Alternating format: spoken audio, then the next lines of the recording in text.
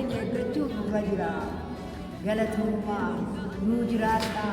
Badhaadhinni nuuf badhaadhu ammallee nuuf jiraatu jechuudha uummatni. Galatoomaa.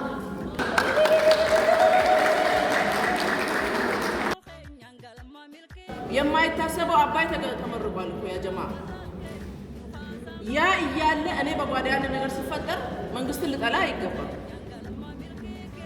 ስለ መንግስት ላወራ አይገባም። ማን ነው ይህን ችግር የፈጠረ ተብሎ እዛ ውስጥ ለውስጥ መፈካከሽ እንጂ እባካችሁ እኔ በጣም ጥንቃቄ እናድርግ። እባካችሁ ያዝነውን ይዘን እንንከባከብ የምለው ነገር ቢኖር የጓዳ ችግርና መንግስትን ባናያይዝ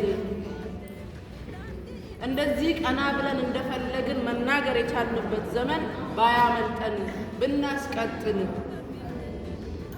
ህዝቡ መገንዘብ ያለበትን ነገር ይሄ ነው። በጣም በትልቁ እንትን ማለት የምፈልገው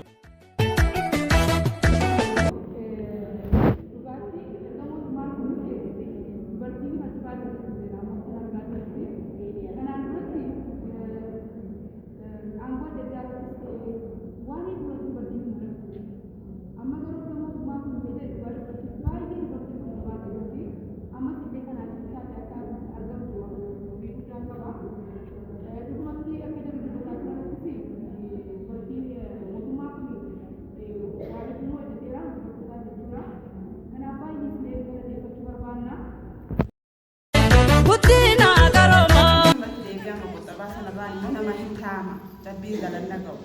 Kaffalataa giseen dadhabuudhaan jiru sana keessa moqottabaan sun deebi'ee naa cufa anaa sinqeedhaan jechuudha. Amma kanaan giseen gatee deebi'ee dhaqee fudhadhuuf waggaattan fixaara laa.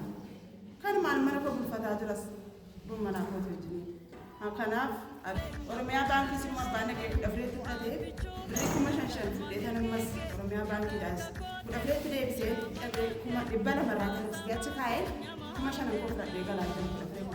Chuhe nyangal ma milki gen ya darga goten ya shama